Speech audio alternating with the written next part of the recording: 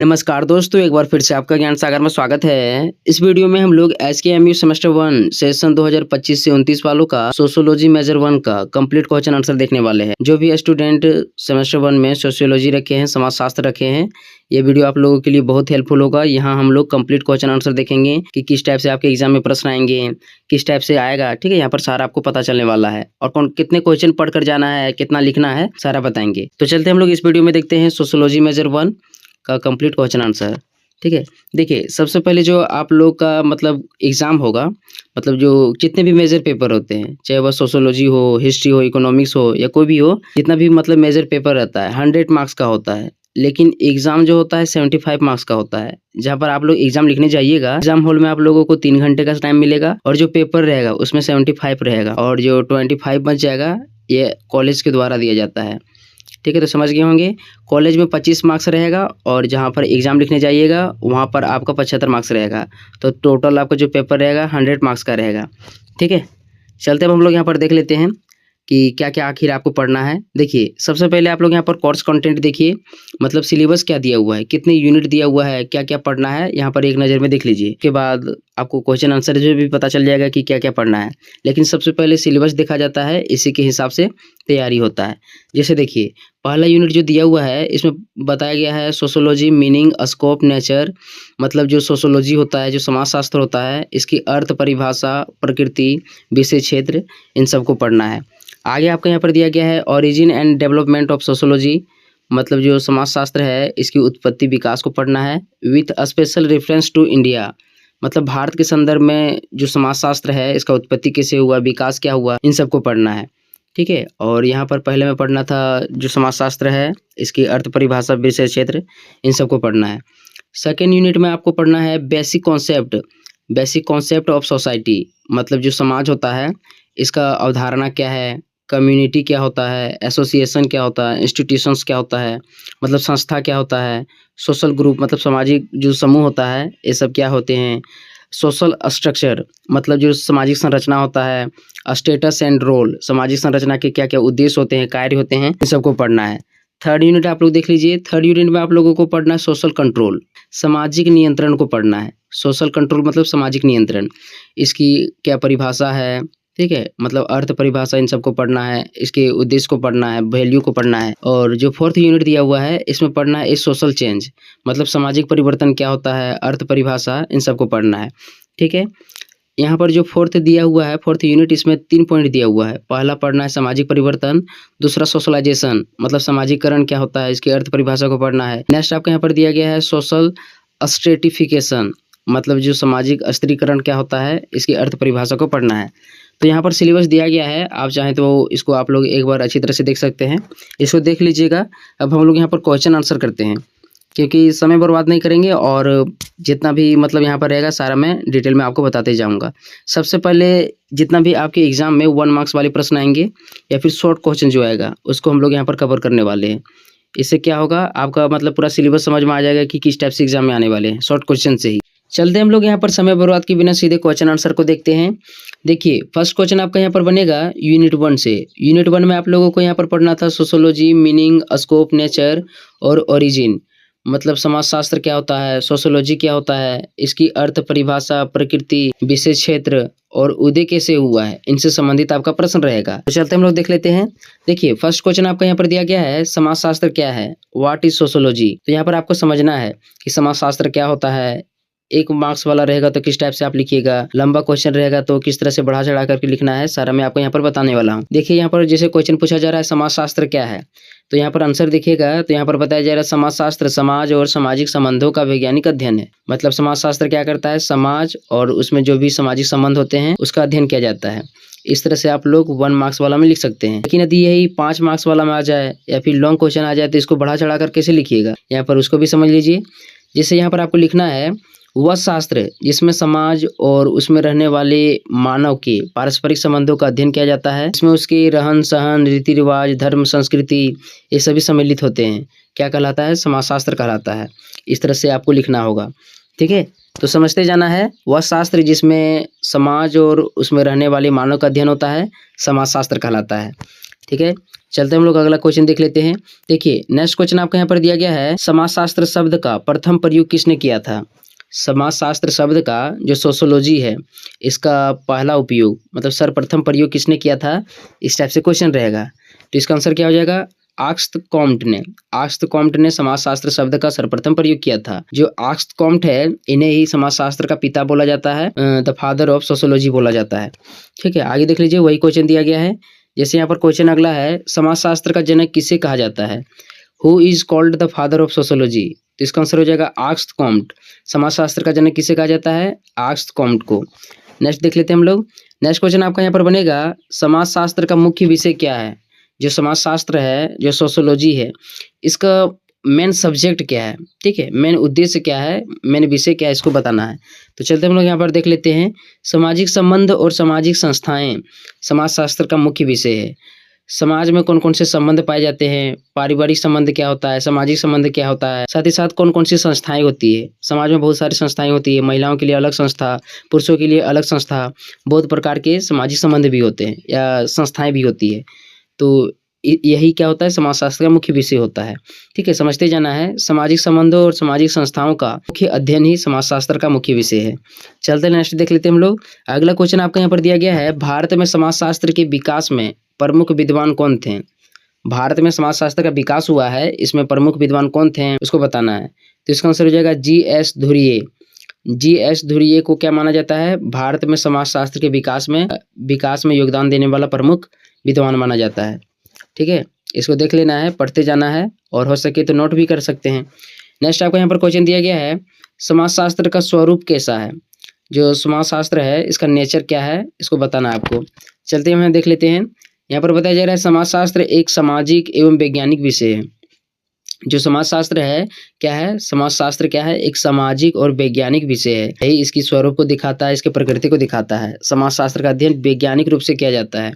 Next देख लेते हैं हम लोग यहाँ पर। देखिए यूनिट 2 से यहाँ जितने भी क्वेश्चन दिए गया है केवल आपका कॉन्सेप्ट क्लियर करने के लिए दिया गया है। मतलब समाजशास्त्र में किस टाइप से क्वेश्चन आएगा ये आपको यहाँ पर पता चल जाएगा। जैसे यूनिट 2 में आपका यहाँ पर बेसिक कॉन्सेप्ट दिया गया था कि सोसाइटी क्या होता है, कम्युनिटी क्या होता है, और भी बहुत सारे थे। ठीक है, उन सभी को आपको यहाँ पर पढ़ना होगा। तो फर्स्ट क्वेश्चन आपका यहाँ पर बनेगा यूनिट 2 से, समाज क्या है, सोसाइटी क्या है, व्हाट इज सोसाइटी। तो इस टाइप से प्रश्न रहेंगे। तो कैसे लिखिएगा, व्यक्तियों के पारस्परिक संबंधों का जाल समाज कहलाता है। या इस तरह से समझिए, समाज में बहुत सारे संबंध होते हैं, व्यक्ति हो गया, परिवार हो गया, आसपास के लोग हो गए। उसमें क्या होता है, समाज में एक विशेष प्रकार के रहन सहन, खान पान, संस्कृति, रीति रिवाज होता है, यही समाज कहलाता है। ठीक है, इस तरह से आप लोग लिखते जाइएगा, व्यक्तियों के पारस्परिक संबंधों का जाल समाज कहलाता है, इस तरह से समझ लीजिए। नेक्स्ट आपको यहाँ पर दिया गया है, सामुदायिक बोल देते हैं। समुदाय क्या होता है, कम्युनिटी क्या होता है, इसको बताना है, व्हाट इज कम्युनिटी। तो यहाँ पर बताया जा रहा है, एक निश्चित क्षेत्र में रहने वाले लोगों का समूह समुदाय कहलाता है। समाज क्या होता है, समाज में बहुत प्रकार के रहन सहन, खान पान, रीति रिवाज, संस्कृति, धर्म, ये सभी मौजूद होते हैं। लेकिन जो समुदाय होता है, समुदाय में क्या होता है, एक निश्चित जगह में लोग निवास करते हैं जहाँ पर बहुत सारे समूह बने होते हैं, यही समुदाय कहलाता है। ठीक है, समझ लेना है, निश्चित क्षेत्र में रहने वाले लोगों का समूह समुदाय कहलाता है। आगे देख लीजिए। नेक्स्ट आपका यहाँ पर दिया गया है, संस्था क्या है, इंस्टीट्यूशंस क्या होता है, संस्था क्या होता है, इसको बताना है। तो यहाँ लिखा हुआ है, सामाजिक आवश्यकताओं की पूर्ति के लिए स्थापित नियमबद्ध व्यवस्था संस्था कहलाती है। संस्था जहाँ होता है वहाँ पर एक विशेष प्रकार का नियम कानून बना होता है, जिसमें जितने भी लोग जुड़े होते हैं सभी को मानना पड़ता है, यही सामाजिक संस्था कहलाता है। ठीक है, तो सामाजिक आवश्यकताओं की पूर्ति के लिए जो नियम बने होते हैं वही संस्था कहलाता है। आगे आपका यहाँ पर दिया गया है, सामाजिक समूह क्या है, सामाजिक समूह क्या है, सोशल ग्रुप क्या है, इसको बताना है, व्हाट इज सोशल ग्रुप। इसको हम लोग यहाँ पर देख लेते हैं। देखिए छोटा कर दे रहे हैं। यहाँ पर बताया जा रहा है, 2 या 2 से अधिक व्यक्तियों का परस्पर संपर्क वाला समूह क्या कहलाता है, सामाजिक समूह कहलाता है। 2 या 2 से अधिक व्यक्ति होंगे और उसमें क्या होगा, परस्पर संबंध होगा, यही क्या कहलाता है, सामाजिक समूह कहलाता है, सोशल ग्रुप कहलाता है। नेक्स्ट क्वेश्चन आपका यहाँ पर दिया गया है, सामाजिक संरचना क्या है, व्हाट इज सोशल स्ट्रक्चर। सामाजिक संरचना क्या है, इसको बताना है। जैसे यहाँ पर लिखा गया है, समाज के विभिन्न अंगों की संगठित व्यवस्था सामाजिक संरचना कहलाता है। इस तरह से समझिए, एक समाज है वहाँ पर कितने धर्म के लोग रहते हैं, अलग अलग लोगों का रहन सहन क्या है। समाज में एक ही प्रकार के लोग नहीं रहते हैं, बहुत प्रकार के लोग रहते हैं। तो सभी लोगों का रहन सहन क्या है, खान पान की व्यवस्था क्या है, वहाँ पर नियम क्या है, यही सब का अध्ययन ही क्या कहलाता है, सामाजिक संरचना कहलाता है। ठीक है, बनावट किस प्रकार से हुआ है। नेक्स्ट देखिए, नेक्स्ट क्वेश्चन आपका यहाँ पर बनेगा, स्थिति क्या है। यहाँ रख देते हैं इस तरह, स्थिति क्या है, व्हाट इज स्टेटस क्या है, इसको बताना है। समाज में व्यक्तियों का स्थान, मतलब पुरुषों के लिए क्या स्थान है, महिलाओं के लिए क्या स्थान है, बच्चों के लिए क्या स्थान है, वृद्धों के लिए क्या स्थान है, यहाँ पर बताना है। तो इन सभी का मतलब अध्ययन ही क्या कहलाता है, स्थिति कहलाता है। समाज में प्रत्येक व्यक्ति का एक स्थान होता है, इसका अध्ययन ही स्थिति कहलाता है। ठीक है, आगे देख लीजिए। नेक्स्ट आपका यहाँ पर दिया गया है, भूमिका क्या है, रोल क्या है, इसको बताना है। तो यहाँ पर लिखा गया है मतलब स्थिति के अनुसार अपेक्षित व्यवहार भूमिका कहलाता है। मतलब उसी तरह से समझिए जिस तरह से आप लोग यहाँ पर समझे किसको, स्थिति को, उसी प्रकार से भूमिका भी होता है। प्रत्येक समाज में महिलाएं होती है, स्त्री होते हैं, पुरुष होते हैं, बच्चे होते हैं, बड़े बुजुर्ग होते हैं। तो सभी का क्या होता है, अपना अपना एक काम होता है, उनकी एक भूमिका होता है। ठीक है, यही क्या कहलाता है, भूमिका कहलाता है। उनका क्या काम है, इसी का अध्ययन ही भूमिका है। ठीक है, आगे देख लेते हैं हम लोग थर्ड यूनिट। नेक्स्ट आपके यहाँ पर दिया गया है सोशल कंट्रोल। सोशल कंट्रोल मतलब सामाजिक नियंत्रण। सामाजिक नियंत्रण क्या होता है, इसको बताना है। चलते हैं देख लेते हैं। जैसे यहाँ पर बताया जा रहा है, समाज द्वारा व्यक्तियों के व्यवहार को नियंत्रित करने की प्रक्रिया सामाजिक नियंत्रण कहलाता है। समाज क्या होता है, समाज में बहुत सारे नियम बने होते हैं, प्रत्येक व्यक्ति को उस नियम को मानना पड़ता है, मतलब उसके नियंत्रण में रहता है। मतलब देखिए, यदि समाज में नियम नहीं रहेगा तो प्रत्येक व्यक्ति क्या है, गलत सलत करने लगेगा। यदि गलत सलत करेगा तो समाज में कानून बना होता है।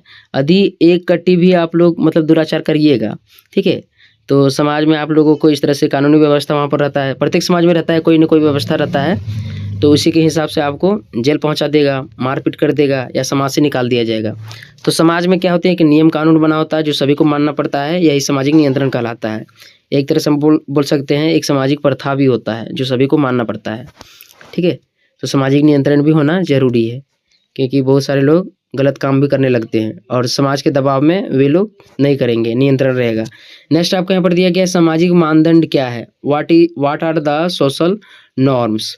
सामाजिक मानदंड क्या है, इसको बताना है। तो समाज द्वारा स्वीकृत आचरण के नियम सामाजिक मानदंड कहलाता है।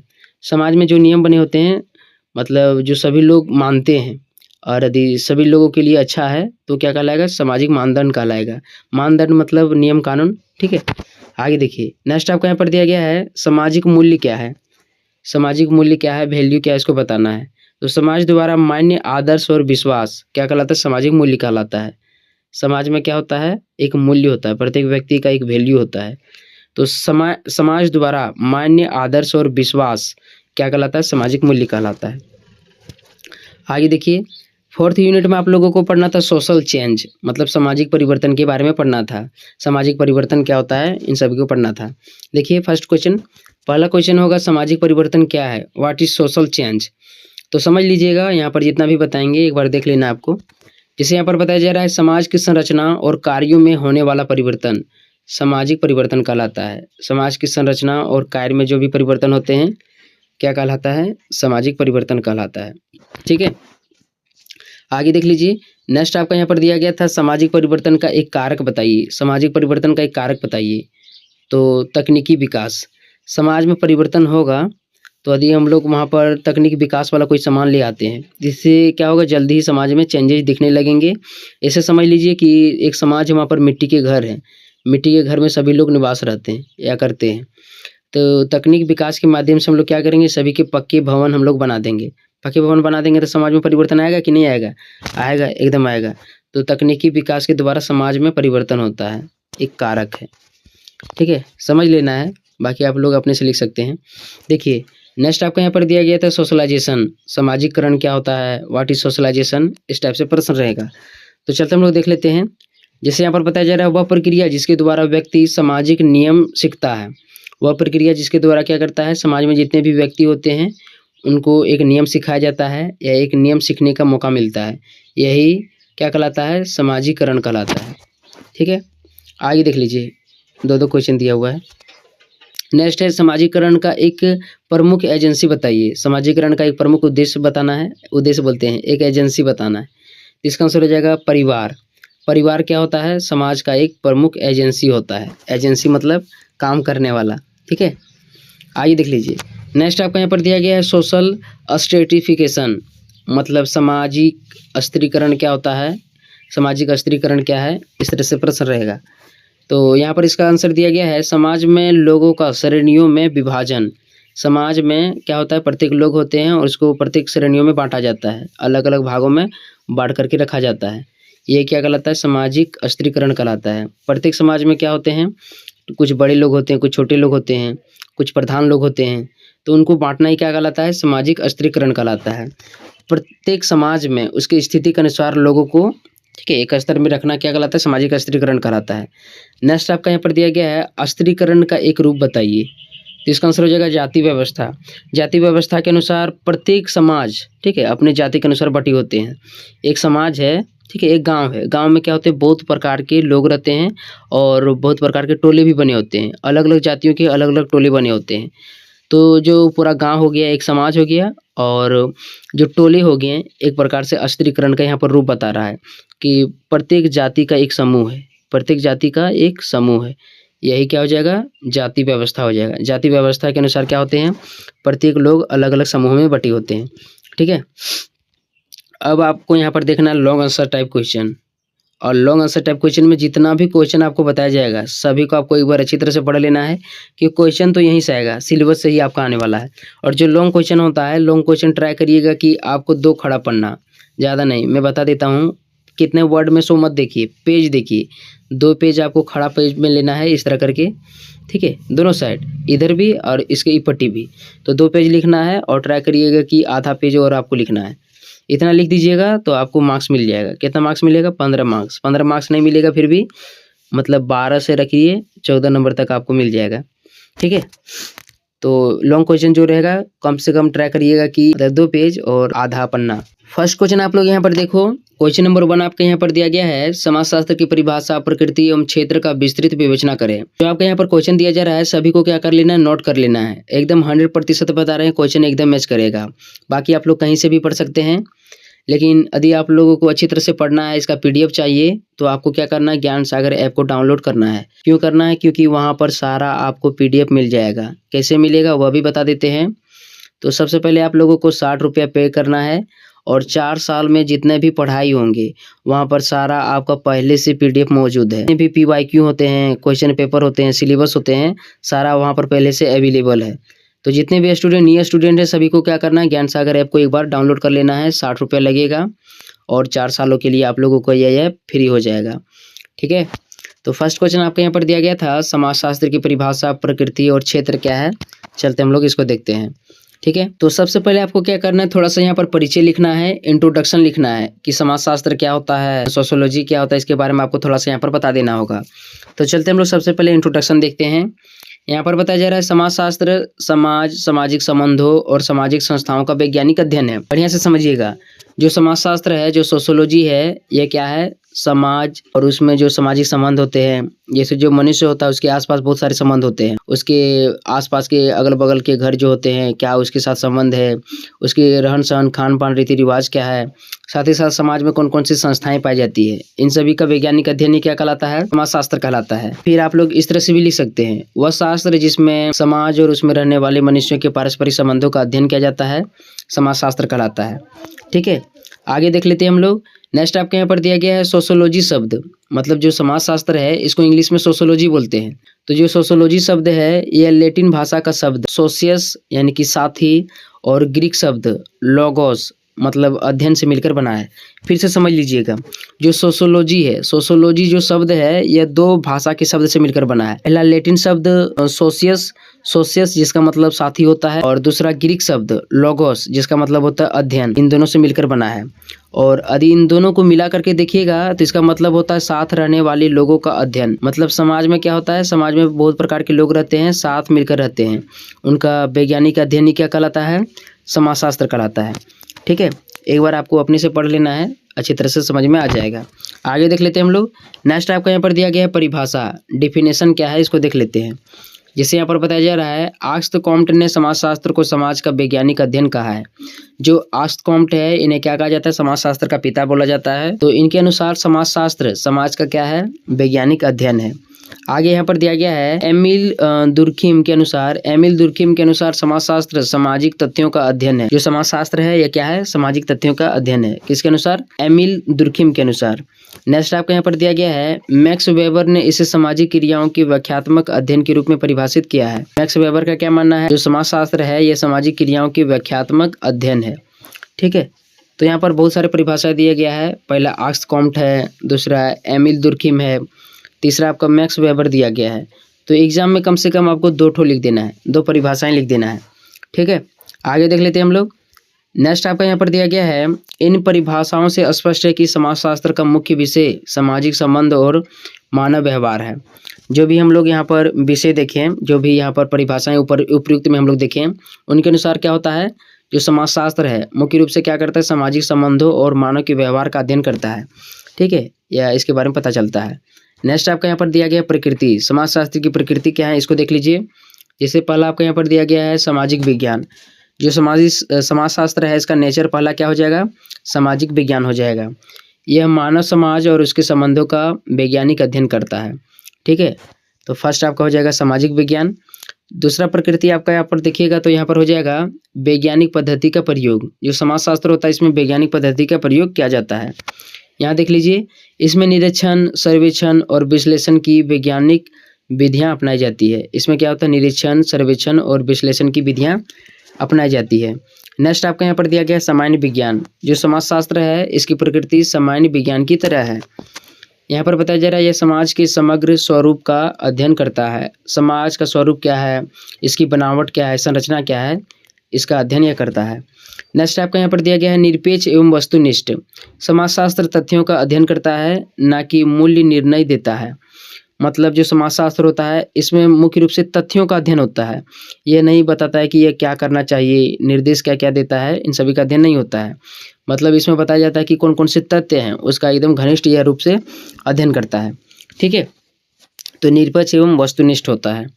आगे हम लोग देख लेते हैं। नेक्स्ट आपका यहाँ पर दिया गया है समाजशास्त्र का क्षेत्र। अभी जो हम लोग देखे वह समाजशास्त्र का प्रकृति था। अब हम लोग यहाँ पर समाजशास्त्र का क्षेत्र देख रहे हैं, स्कोप देख रहे हैं। तो इसको देख लीजिए।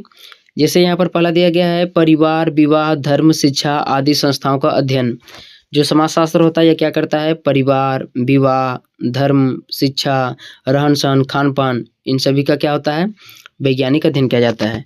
नेक्स्ट आपका यहाँ पर दिया गया है सामाजिक समूह और सामाजिक संरचना का विश्लेषण। जो समाजशास्त्र होता है इसमें सामाजिक समूह और इसकी जो संरचना होती है इसका अध्ययन किया जाता है। नेक्स्ट आपका यहाँ पर दिया गया है सामाजिक परिवर्तन और सामाजिक नियंत्रण का अध्ययन। समाजशास्त्र क्या करता है? समाज में होने वाले परिवर्तन और इसमें कौन कौन से नियम कानून हैं, समाज का नियंत्रण कैसे होता है, इसका अध्ययन करता है। आगे देख लीजिए।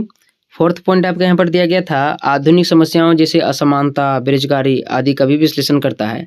समाज में क्या होता है? बहुत सारी समस्याएं होती है, जैसे उच्च नीच पाया जाता है, किसी के पास ज़्यादा पैसा होता है, किसी के पास कम पैसा होता है, कोई गरीब होता है, कोई अमीर होता है। साथ ही साथ बेरोजगारी की समस्या का भी अध्ययन करता है। तो यहाँ पर समाजशास्त्र का 4 पॉइंट दिया गया है, 4 विषय क्षेत्र दिया गया है। इन्हीं सभी को लीजिएगा आप लोग और पूरा बढ़ा चढ़ा करके लिख देना है, एकदम पेज भर जाएगा और एग्जाम में मार्क्स भी मिल जाएगा। ठीक है, लास्ट में आपको क्या कर देना है? निष्कर्ष लिख देना है। इसको देख लीजिए। समाजशास्त्र समाज को समझने का वैज्ञानिक माध्यम है। यह सामाजिक समस्याओं के समाधान में सहायक है और आधुनिक समाज की जटिलताओं को समझने में भी महत्वपूर्ण भूमिका निभाता है। इस तरह से आपको निष्कर्ष में लिखते जाना है। ठीक है, अब मैं आपको यहाँ पर जो बताऊंगा एकदम शॉर्ट में बताऊंगा, केवल क्वेश्चन आंसर बता दूंगा और जो भी टॉपिक यहाँ पर दिए हुए हैं उसको बता दूंगा, क्योंकि वीडियो को ज़्यादा लॉन्ग करने से बढ़िया क्या है, एक बार अच्छी तरह से आप लोग केवल समझ लो कि किस तरह से लिखना है। बाकी सभी को PDF डाउनलोड करना है। PDF डाउनलोड नहीं करिएगा तो पछताइएगा। 60 रुपया लगेगा और 4 साल, कितना साल? 4 साल के लिए मिलेगा। यहाँ तो एक दिन में 60 रुपये का कोई वैल्यू नहीं होता है। समोसा खाने जाइएगा तो दोस्त ही आपका 6 को समोसा खा जाएगा, ख़त्म, 60 रुपया गया। तो 60 रुपये एक बार लगा लीजिए। ठीक है, ज़्यादा टेंशन नहीं रहेगा। यहाँ पर सारा नोट्स PDF आपको मिलते रहेगा। जैसे देखिए यहाँ पर बताया जा रहा है समाजशास्त्र की उत्पत्ति, विकास का वर्णन कीजिए, विशेषतः भारत के संदर्भ में। इंग्लिश में क्वेश्चन देख लीजिए। Describe the origin and development of sociology with special reference to India. भारत के संदर्भ में क्या करना है, समाज की उत्पत्ति कैसे हुआ है, समाजशास्त्र की उत्पत्ति कैसे हुआ है, इसका विकास कैसे हो रहा है, इसके बारे में बताना है। चलते हैं देख लेते हैं। सबसे पहले आपको थोड़ा सा यहाँ पर परिचय दे देना है कि समाजशास्त्र का विकास कैसे हुआ है, इसके बारे में थोड़ा सा लिख देना है। जैसे यहाँ लिखा गया है, समाजशास्त्र का उद्भव 19वीं शताब्दी में हुआ। औद्योगिक क्रांति और फ्रांसीसी क्रांति के परिणाम स्वरूप समाज में व्यापक परिवर्तन हुए, जिनके अध्ययन की आवश्यकता महसूस हुई। मतलब समाजशास्त्र देखिएगा तो इसका मतलब मुख्य रूप से उद्भव का हुआ 19वीं शताब्दी में हुआ। औद्योगिक क्रांति और फ्रांसीसी क्रांति के बाद समाज का व्यापक परिवर्तन देखने को मिलने लगा, जिससे मतलब महसूस होने लगा कि अब सामाजिक अध्ययन होना चाहिए। ठीक है, आगे देख लीजिए। यूरोप में विकास। नेक्स्ट यहाँ पर दिया गया है, ऑगस्ट कॉम्टे को समाजशास्त्र का जनक कहा जाता है। उन्होंने समाजशास्त्र को वैज्ञानिक आधार दिया। दुर्खिम ने सामाजिक तथ्यों पर बल दिया। वेबर ने सामाजिक क्रियाओं की व्याख्या किया। इस प्रकार से आपको यहाँ पर लिख देना है। ठीक है, आगे देख लेते हैं हम लोग। अब आप यहाँ पर देखिए, भारत में समाजशास्त्र का विकास कैसे हुआ। जैसे फर्स्ट यहाँ पर दिया गया है, भारत में समाजशास्त्र का विकास 20वीं शताब्दी में हुआ। भारत में समाजशास्त्र का विकास कब हुआ, 20वीं शताब्दी में। ठीक है, यहाँ पर नेक्स्ट आपको यहाँ पर दिया गया है जी.एस. धुर्ये। जी.एस. धुर्ये मतलब भारतीय समाजशास्त्रीय वैज्ञानिक है। इनका मानना है कि भारतीय समाज जाति व्यवस्था संस्कृति पर महत्वपूर्ण कार्य करता है। जो भारतीय समाज है क्या है, मुख्य रूप से जातियों में बटा हुआ है, और यहाँ पर उनकी जो संस्कृति है, सभी की अलग अलग संस्कृति रीति रिवाज होता है। ठीक है, तो इसी का अध्ययन करता है, किसके अनुसार, जी.एस. धुर्ये के अनुसार। नेक्स्ट आपको यहाँ पर दिया गया है M.N. श्रीनिवास। M.N.S. श्रीनिवास के अनुसार संस्कृतिकरण और प्रमुख जाति की अवधारणा दी है। फिर से समझ लीजिएगा अच्छी तरह से। जो M.N. श्रीनिवास है, इसके अनुसार समाजशास्त्र क्या है, संस्कृतिकरण और प्रमुख जाति की अवधारणा है। ठीक है, आगे देख लेते हैं। नेक्स्ट आपका यहाँ पर दिया गया है राधा कमल मुखर्जी। राधा कमल मुखर्जी के अनुसार समाज और पर्यावरण के संबंधों का अध्ययन क्या बताया गया, फिर से देखिए। राधा कमल मुखर्जी के अनुसार समाज और पर्यावरण के संबंधों का अध्ययन किया है। किसने किया है, तो समाजशास्त्र ने। नेक्स्ट आपको यहाँ पर दिया गया भारतीय समाजशास्त्र की विशेषताएं। तो क्या क्या विशेषताएं, इसको भी आप लोग देख लीजिए। जैसे फर्स्ट आपको यहाँ पर दिया गया जाति व्यवस्था पर विशेष ध्यान।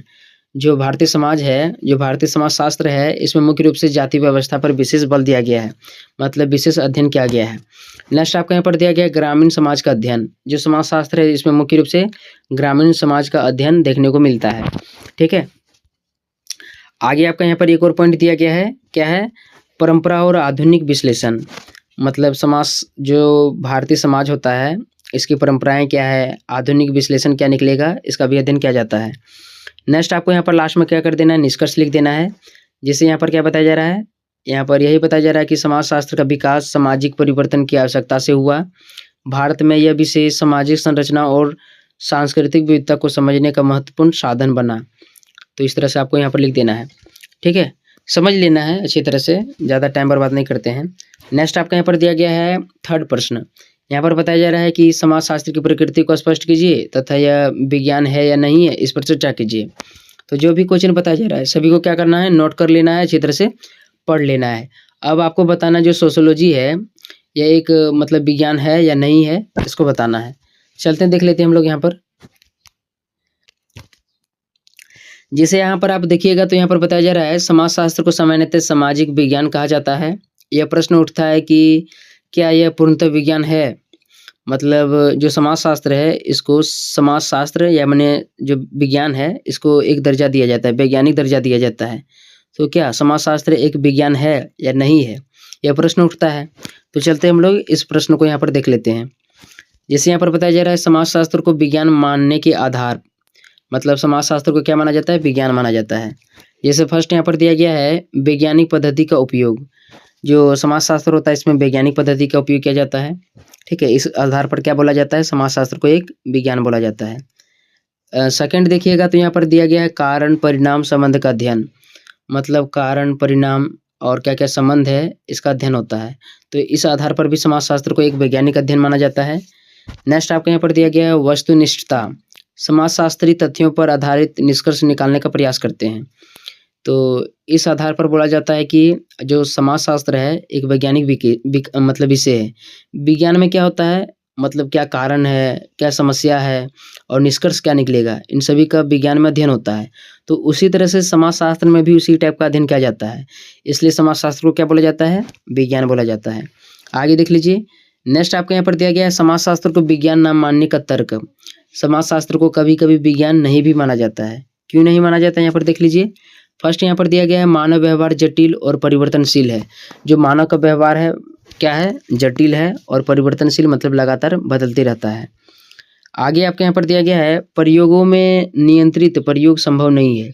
मतलब जो मानव है, जो समाजशास्त्र है, इसमें ज़्यादा प्रयोग संभव नहीं है, इस आधार पर इसको विज्ञान नहीं माना जाता है। विज्ञान में प्रयोग होता है, प्रयोग के द्वारा उसको सिद्ध करना पड़ता है, लेकिन समाजशास्त्र में क्या होता है, प्रयोगों पर नियंत्रण, प्रयोग संभव नहीं है। नेक्स्ट आपके यहाँ पर दिया गया पूर्ण वस्तुनिष्ठता कठिन है। मतलब पूरी तरह से विश्लेषण निकालना क्या है, कठिन होता है। इस आधार पर क्या बोला जाता है, समाजशास्त्र को विज्ञान नहीं माना जाता है। आगे देख लीजिए, लास्ट में आपको निष्कर्ष दे देना है, जिससे यहाँ पर बताया जा रहा है अद्वितीय समाजशास्त्र प्राकृतिक विज्ञान की तरह पूर्णतः सटीक नहीं है, फिर भी यह एक वैज्ञानिक पद्धति अपनाता है, इसलिए इसे सामाजिक विज्ञान माना जाता है। मतलब समाजशास्त्र पूरी तरह से विज्ञान नहीं है, फिर भी आपको इसको मानना पड़ेगा। क्यों मानना पड़ेगा, क्योंकि इसमें कोई कोई जो पद्धतियाँ होती है पूरी तरह से वैज्ञानिक पद्धति पर आधारित होता है। ठीक है, अब सेकेंड यूनिट से हम लोग प्रश्न देख लेते हैं, इंट्रोडक्शन टू सोशोलॉजी। इससे प्रश्न देखते हैं। जैसे सेकेंड यूनिट जो आपको यहाँ पर दिया गया है, प्रश्न आपका बनेगा समाज की संकल्पना स्पष्ट कीजिए तथा इसके प्रमुख लक्षणों का वर्णन कीजिए। तो समाज की संकल्पना बताना है और इसके कौन कौन से लक्षण इसको बताना है। तो सबसे पहले आपको थोड़ा सा आपको यहाँ पर परिचय लिखना पड़ेगा। ठीक है, कि समाज क्या है इसके बारे में आपको लिखना है। ठीक है, शॉर्ट में बता दे रहे हैं, ज़्यादा टाइम नहीं बर्बाद करेंगे अब। नेक्स्ट आपका यहाँ पर दिया गया है समाज के प्रमुख लक्षण। तो फर्स्ट में आपका हो जाएगा परस्पर निर्भरता। जितने भी समाज में लोग होते हैं परस्पर एक दूसरे निर्भर होते हैं। सामाजिक संबंध, समाज में लोग एक दूसरे से संबंधित होते हैं, परिवार, रिश्तेदार, मित्रता, ये सभी मतलब होते हैं। नेक्स्ट आपका यहाँ पर दिया गया नियम और मूल्य। जो समाज होता है इसमें प्रत्येक का नियम होता है, एक प्रत्येक व्यक्ति का एक वैल्यू होता है। ठीक है, आगे दिया गया संरचना। जो समाज होता है यह अपनी संरचना के आधार पर मतलब जुड़ा होता है। प्रत्येक समाज की अपनी अपनी एक संरचना होती है। ठीक है, इस तरह से आपको लिख देना है। लास्ट में आपको यहाँ पर क्या कर देना है, 5वां पॉइंट लिखना, समानता और असमानता। समाज में समानता और असमानता देखने को भी मिलती है। समाज में बहुत प्रकार के समानताएं होती है, जैसे स्त्री पुरुष काम कर सकते हैं। असमानता देखिएगा तो स्त्रियों को घर में ही रहना पड़ता है। इस तरह से आप लोग देख सकते हैं। ठीक है, नेक्स्ट में आपको क्या कर देना, निष्कर्ष लिख देना है। समाज मानव जीवन का आधार है। यह सामाजिक संबंधों का संगठित रूप है जो व्यक्तियों को सुरक्षा, पहचान और सहयोग प्रदान करता है। तो इस तरह से आपको लिख देना है। सेकंड क्वेश्चन देखिएगा तो यहाँ पर बताया जा रहा है समुदाय की परिभाषा दीजिए, इसके आवश्यक तत्वों की व्याख्या कीजिए। समुदाय की परिभाषा बताना है और इसके आवश्यक तत्व कौन कौन से हैं इसको लिख देना है। तो सबसे पहले परिचय आपको लिखना है। ठीक है, और समुदाय के आवश्यक तत्व देख लीजिए। जैसे यहाँ पर 3 आवश्यक तत्व दिया गया है। पहला निश्चित क्षेत्र, दूसरा हम भावना, तीसरा अस्थायित्व। तो ये सभी क्या है, समुदाय के आवश्यक तत्व है। ठीक है, और एक और आपको यहाँ पर आवश्यक तत्व दिया गया है सामान्य जीवन। सामान्य जीवन भी क्या है, समुदाय का एक आवश्यक तत्व है। समुदाय के प्रकार देखिएगा तो मुख्य रूप से 2 प्रकार के समुदाय होते हैं। पहला ग्रामीण समुदाय और दूसरा शहरी समुदाय। लास्ट में आपको निष्कर्ष दे देना है कि समुदाय क्या है, इसमें लास्ट में आपको निष्कर्ष लिखना है। जैसे यहाँ पर बताया जा रहा है समुदाय समाज की आधारभूत इकाई है। यह सामाजिक एकता और सामाजिक जीवन का प्रतीक है। इस तरह से लिख देना है। ठीक है, थर्ड क्वेश्चन देखिए। थर्ड क्वेश्चन आपका यहाँ पर दिया गया है सामाजिक समूह की अवधारणा स्पष्ट कीजिए और इसके प्रकारों का वर्णन कीजिए। सामाजिक समूह की अवधारणा बताना है और इसके प्रकारों को भी बताना है। चलते हम लोग यहाँ पर देख लेते हैं। जिसे यहाँ पर बताया जा रहा है सामाजिक समूह 2 या 2 से अधिक व्यक्तियों का ऐसा समूह है जो परस्पर संपर्क और साझा उद्देश्य से जुड़ा हो। मात्र भीड़ समूह नहीं कहलाती है। समूह बनाने के लिए परस्पर संबंध भी जरूरी है। केवल भीड़ बनाने से समूह नहीं होता है, इसमें कोई कोई संबंध भी होना चाहिए। ठीक है, संपर्क भी होना चाहिए। यही क्या कहलाता है, सामाजिक समूह कहलाता है। सामाजिक समूह के लक्षण देखिएगा तो यहाँ पर आपका क्या हो जाएगा, सबसे पहला आपका हो जाएगा पारस्परिक संपर्क, दूसरा हो जाएगा सामान्य उद्देश्य, नेक्स्ट हो जाएगा संगठन और संरचना, अगला हो जाएगा अस्थायित्व। ठीक है, ये सभी क्या है, सामाजिक समूह के लक्षण है। आगे आपका यहाँ पर दिया गया समूह के प्रकार। तो फर्स्ट आपका हो जाएगा प्राथमिक समूह, जैसे परिवार, मित्र समूह, इसमें घनिष्ठ संबंध होते हैं। तो समूह का पहला प्रकार क्या हो जाएगा, प्राथमिक समूह। ठीक है, इसमें परिवार आते हैं और मित्र आते हैं। द्वितीयक समूह देखिएगा तो इसमें क्या आता है, कार्यालय और विद्यालय आते हैं। मतलब समाज के लोग कार्यालय और विद्यालय से भी जुड़े होते हैं। ये औपचारिक संबंध होते हैं। नेक्स्ट आपका यहाँ पर दिया गया औपचारिक और अनौपचारिक समूह। ठीक है, तो इस तरह से आपको लिख देना है। और लास्ट में आपको क्या लिख देना है, निष्कर्ष लिखना है। सामाजिक समूह समाज की मूल इकाई है और व्यक्तित्व विकास में इनका महत्वपूर्ण योगदान होता है। ठीक है, फोर्थ क्वेश्चन देख लो। नेक्स्ट क्वेश्चन आपको यहाँ पर दिया गया है, सामाजिक संस्था की संकल्पना स्पष्ट कीजिए और इसके प्रमुख प्रकारों का वर्णन कीजिए। सामाजिक संस्था क्या होता है, इसकी संकल्पना बताना और इसके प्रमुख प्रकार को भी लिखना है। तो यहाँ पर बताया जा रहा है, सामाजिक संस्था वह संगठित व्यवस्था है जो समाज की मूल आवश्यकताओं की पूर्ति करती है। तो चलते हैं देख लेते हैं यहाँ पर। आगे आपका यहाँ पर दिया गया है संस्था की विशेषताएं। पहला दिया गया निश्चित उद्देश्य, नेक्स्ट है नियम और परंपराएं, अगला दिया गया अस्थायित्व। तो ये सभी क्या हैं, संस्था की विशेषताएं हैं। नेक्स्ट आपका यहाँ पर दिया गया है प्रमुख संस्थाएं, परिवार, धर्म, शिक्षा, अर्थव्यवस्था, राज्य, ये सभी क्या हैं, समाज की प्रमुख समाज बोलते हैं, संस्था की प्रमुख अंग है। ठीक है, लास्ट में आपको निष्कर्ष लिख देना है। सामाजिक संस्थाएं समाज की स्थिरता और संगठन का आधार है। ठीक है, अगला देखिए क्वेश्चन नंबर 5 आपका यहाँ पर दिया गया, स्थिति और भूमिका की अवधारणा स्पष्ट कीजिए। स्थिति क्या होता है, इसकी भूमिका बताना है, साथ ही इसका कॉन्सेप्ट क्या दिया गया है, इसको लिखना है। तो यहाँ पर बताया जा रहा है, स्थिति से अभिप्राय समाज में व्यक्ति के स्थान से है। प्रत्येक समाज में व्यक्तियों के एक निश्चित स्थान होता है, यही स्थिति कहलाता है। यह जन्मजात या अर्जित भी हो सकता है। भूमिका उस व्यवहार को दर्शाती है जो किसी स्थिति से अपेक्षित हो। मतलब भूमिका क्या होता है, प्रत्येक व्यक्ति जो होता है, ठीक है, समाज में क्या होता है, प्रत्येक का एक निश्चित स्थान निर्धारित होता है, वही स्थिति कहलाता है। और जो प्रत्येक व्यक्ति होता है उसका एक निश्चित काम भी होता है, वही भूमिका कहलाता है। तो यहाँ पर देख सकते हो। नेक्स्ट आपको यहाँ पर दिया गया है, स्थिति के प्रकार। 2 प्रकार के होते हैं। अर्जित स्थिति, कोई व्यक्ति जन्म लेता है तो जन्म के आधार पर ही पता चल जाता है कि उसकी स्थिति क्या है, उसकी क्या भूमिका होने वाला है। नेक्स्ट है प्रदत्त स्थिति, कोई लोग समाज में अपने से, ठीक है, अपनी स्थिति को निर्धारित करते हैं।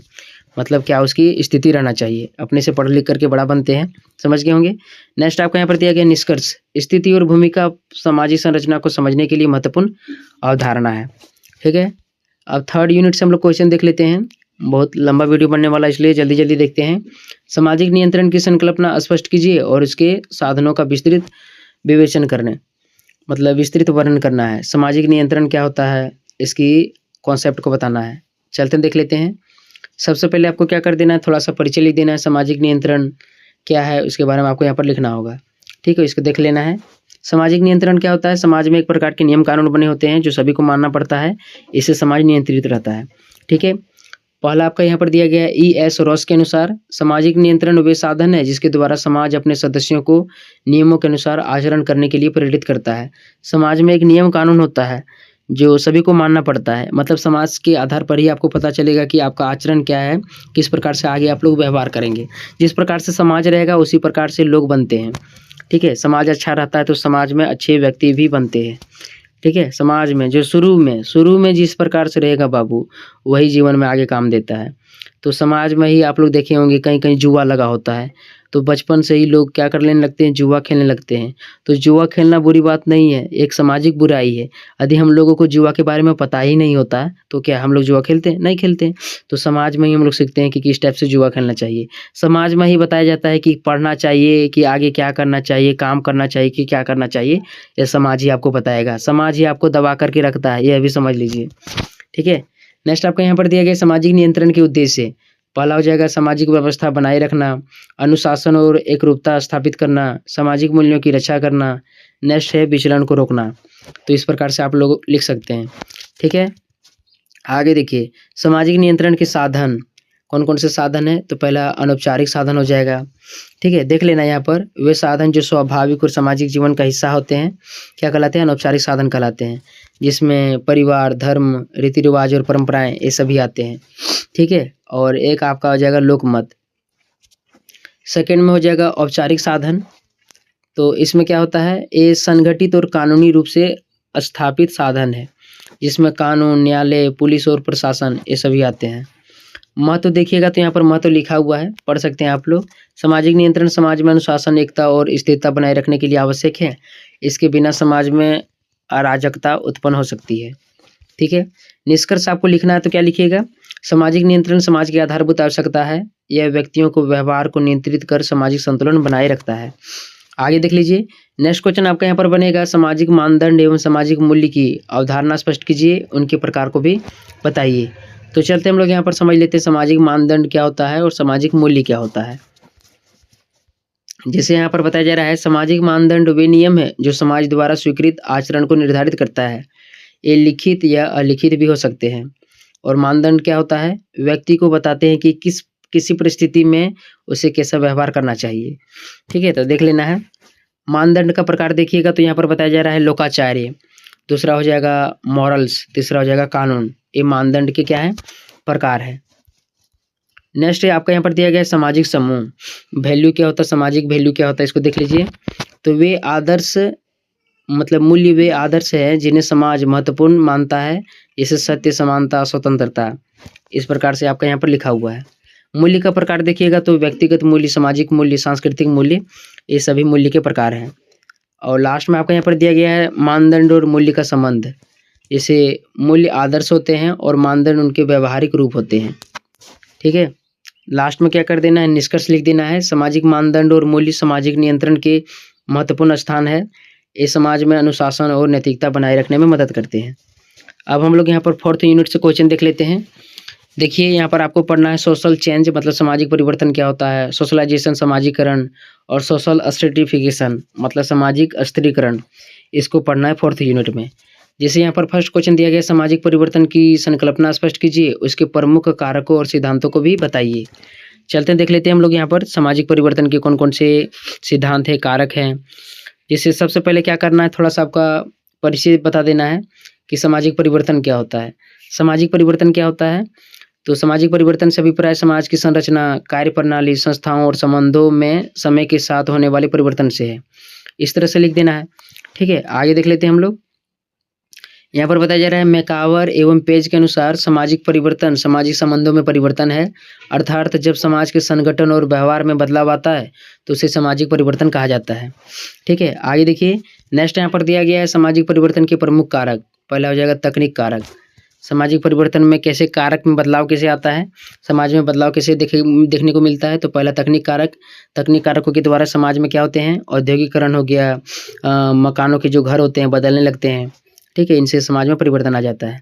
नेक्स्ट आपके यहाँ पर दिया गया आर्थिक कारक। आर्थिक कारक के द्वारा भी समाज में परिवर्तन देखने को मिलता है। ज़्यादा पैसा कमाने लगेगा तो समाज अपने आप बदल जाएगा। नेक्स्ट आपके यहाँ पर दिया गया सांस्कृतिक कारक। नए विचार, शिक्षा, धर्म, मीडिया सामाजिक मान्यता को प्रभावित करते हैं। ये सभी सांस्कृतिक कारक में आते हैं, इसके चलते भी समाज में परिवर्तन होता है। अगला आपके यहाँ पर दिया गया जनसंख्या कारक। जनसंख्या के द्वारा भी समाज में परिवर्तन आता है। ज़्यादा जनसंख्या रहेगा तो समाज में आपको पता चल जाएगा कि ज़्यादा भीड़ भाड़ वाला इलाका बन जाएगा, धीरे धीरे अपने क्षेत्र का विकास होने लगता है। ठीक है, इसका मतलब ये नहीं कि जनसंख्या ज़्यादा होगा तो क्षेत्र का विकास होगा, ये कोई मतलब नहीं। जनसंख्या ज़्यादा रहेगा तो हो सकता है गरीबी भी आ सकता है। जनसंख्या यदि ज़्यादा है और सभी को यदि हम लोग पढ़ा लिखा ले रहे हैं तो इससे समाज में भीड़ भाड़ वाला इलाका होगा तो भी विकास हो सकता है। ठीक है, तो जनसंख्या रखिएगा तो अपने हिसाब से रखना है, जिससे हम लोग पढ़ा लिखा करके अच्छा बना सकते हैं, इस हिसाब से जनसंख्या रखना है। तो जनसंख्या के द्वारा भी क्या होते हैं, समाज में परिवर्तन देखने को मिलते हैं। यदि लोग क्या होते हैं, प्रवास करते हैं, काम करने कहीं चल जाते हैं तो समाज में लोगों की संख्या कम हो जाती है, नहीं जाते हैं तो बढ़ जाता है। इस तरह से लिख सकते हैं। नेक्स्ट आपके यहाँ पर दिया गया सामाजिक परिवर्तन के सिद्धांत। तो फर्स्ट आपको यहाँ पर दिया गया विकास का सिद्धांत, नेक्स्ट है चक्रीय सिद्धांत, आगे आपको यहाँ पर दिया गया है संघर्ष सिद्धांत। ठीक है, ये सभी क्या है, सामाजिक परिवर्तन के सिद्धांत हैं। लास्ट में आपको निष्कर्ष लिख देना है। सामाजिक परिवर्तन समाज की प्राकृतिक प्रक्रिया है, यह विभिन्न कारकों से प्रभावित होता है और समाज के विकास में महत्वपूर्ण भूमिका निभाता है। इस तरह से लिखना है। नेक्स्ट क्वेश्चन आपका यहाँ पर बनेगा समाजीकरण की अवधारणा स्पष्ट कीजिए, उसके प्रमुख एजेंसियों का वर्णन कीजिए। समाजीकरण क्या होता है, इसकी एजेंसियाँ क्या है, कौन कौन से कारक है, इसको बताना है। चलते देख लेते हैं। समाजीकरण वह प्रक्रिया है जिसके माध्यम से व्यक्ति समाज के नियम, मूल्य, संस्कृति और व्यवहार सीखता है। जन्म से शिशु केवल जैविक प्राणी होता है, लेकिन समाजीकरण के माध्यम से वह सामाजिक प्राणी बनता है। Man is social animal. Kingsley Davis के अनुसार समाजीकरण वह प्रक्रिया है जिसके द्वारा व्यक्ति सामाजिक भूमिका निभाने योग्य बनता है। इस तरह से लिख देना है। आगे दिया गया है समाजीकरण की विशेषताएं।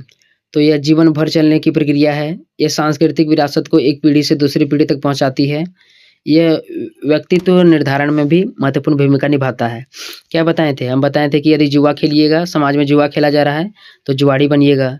पढ़ाया जा रहा है, समाज में अच्छी तरह से शिक्षा व्यवस्था मौजूद है तो समाज में शैक्षणिक विकास होगा। ठीक है, आगे आपके यहाँ पर दिया गया है समाजीकरण की प्रमुख एजेंसियाँ। तो फर्स्ट आपका हो जाएगा परिवार। परिवार क्या हो जाएगा? समाजीकरण का एक मतलब प्रमुख एजेंसी होता है। दूसरा आपका हो जाएगा विद्यालय। तीसरा हो जाएगा सहपाठी समूह। ठीक है, इसको देख लेना है। नेक्स्ट आपका हो जाएगा मीडिया। तो ये सभी क्या है? समाजीकरण का प्रमुख अंग है, प्रमुख एजेंसियाँ हैं। नेक्स्ट आपको यहाँ पर दिया गया धर्म। धर्म भी समाजीकरण का एक अंग माना जाता है। जिसे धर्म नैतिक मूल्य और आस्था प्रदान करता है। लास्ट में आपको निष्कर्ष लिख देना है। समाजीकरण समाज के अस्तित्व के लिए आवश्यक है। इसके बिना व्यक्ति सामाजिक जीवन के योग्य नहीं बन सकता है। ठीक है, तो समाजीकरण बहुत ही जरूरी है। आगे देख लेते हैं। थर्ड क्वेश्चन आपका यहाँ पर बनेगा सामाजिक अस्त्रीकरण मतलब सोशल अस्टिफिकेशन की संकल्पना स्पष्ट कीजिए तथा उसके प्रमुख रूपों और सिद्धांतों का वर्णन कीजिए। चलते हैं, देख लेते हैं हम लोग सामाजिक अस्त्रीकरण, सोशल अस्टिफिकेशन। जिसे यहाँ पर बताया जा रहा है सामाजिक अस्त्रीकरण से अभिप्राय समाज में व्यक्तियों और समूहों का विभिन्न स्तरों या श्रेणियों में विभाजन है। यह विभाजन शक्ति, प्रतिष्ठा, आय और अवसरों के आधार पर होता है। सामाजिक अस्त्रीकरण मतलब समाज में जितने व्यक्ति होते हैं उनका स्तर क्या है, लेवल क्या है, इसी को क्या कहते हैं? सामाजिक अस्त्रीकरण कहते हैं। जैसे आगे बताया जा रहा है गिसबर्ड के अनुसार सामाजिक अस्त्रीकरण समाज का अस्थायी विभाजन है। समाज को बांटना उनके स्तर के आधार पर, उनके योग्यता के आधार पर क्या कहलाता है? सामाजिक अस्त्रीकरण कहलाता है। योग्यता के आधार पर तो समाज को नहीं बांटा जाता है, जाति के आधार पर बांटा जाता है। ठीक है, नेक्स्ट आपको यहाँ पर दिया गया है सामाजिक अस्त्रीकरण के प्रमुख रूप। पहला हो जाएगा जाति व्यवस्था, दूसरा हो जाएगा वर्ग व्यवस्था, नेक्स्ट आपका हो जाएगा दास प्रथा। तो इन सभी के आधार पर समाज को अलग अलग स्तरों में बांटा जाता है। ठीक है, नेक्स्ट आपको यहाँ पर दिया गया सामाजिक अस्त्रीकरण के सिद्धांत। तो पहला हो जाएगा कार्यात्मक सिद्धांत। ठीक है, नेक्स्ट है संघर्ष सिद्धांत। तो इन सभी को देख लेना है, अपने से पढ़ लेना है और लास्ट में आपको क्या लिख देना है? निष्कर्ष लिख देना है। सामाजिक अस्त्रीकरण समाज की संरचना का महत्वपूर्ण अंग है।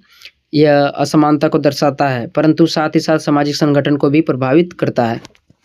ठीक है, अब हम लोग यहाँ पर फोर्थ यूनिट देखते हैं, इंट्रोडक्शन टू सोशियोलॉजी, जिसमें यूनिट 1 से 4 तक हम लोग यहाँ पर एक नज़र में फिर से देख लेते हैं। क्वेश्चन में आपको यहाँ पर बताऊँगा समाजशास्त्र और अन्य सामाजिक विज्ञानों जैसे अर्थशास्त्र, राजनीतिक विज्ञान और इतिहास, इनके संबंध को विवेचना करना है। समाजशास्त्र जो है अर्थशास्त्र, राजनीतिक विज्ञान, इतिहास, इन सब से भी जुड़ा हुआ है, इसको आपको बताना है।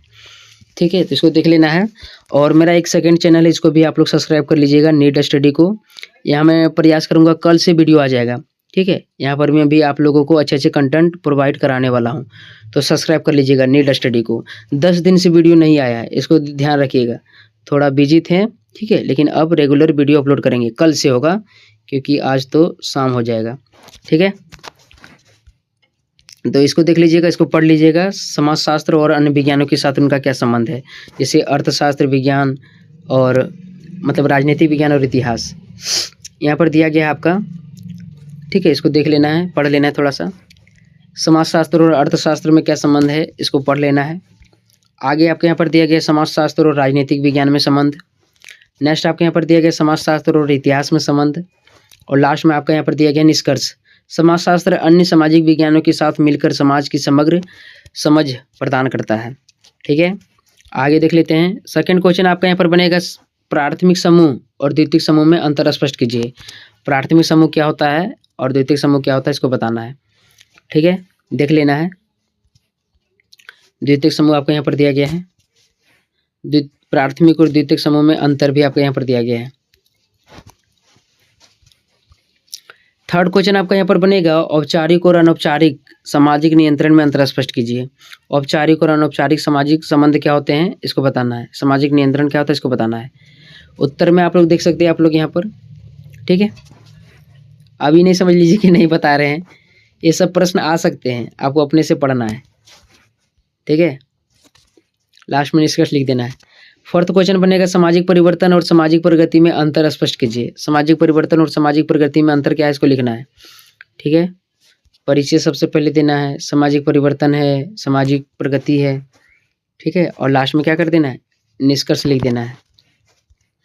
5th नंबर का क्वेश्चन आपका बनेगा जाति और वर्ग में अंतर स्पष्ट कीजिए। जाति और वर्ग क्या होता है इसको देख लेना। जैसे यहाँ जाति दिया गया है, नेक्स्ट आपका यहाँ पर वर्ग दिया गया है, ठीक है, और अंतर भी आपका यहाँ पर दिया गया है, और अंत में आपका निष्कर्ष दिया गया है।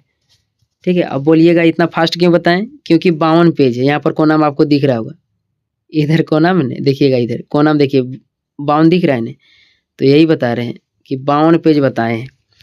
और चैनल को सब्सक्राइब कर लीजिएगा न्यू है तो, ठीक है। मिलते हैं अगली वीडियो में, तब तक के लिए धन्यवाद।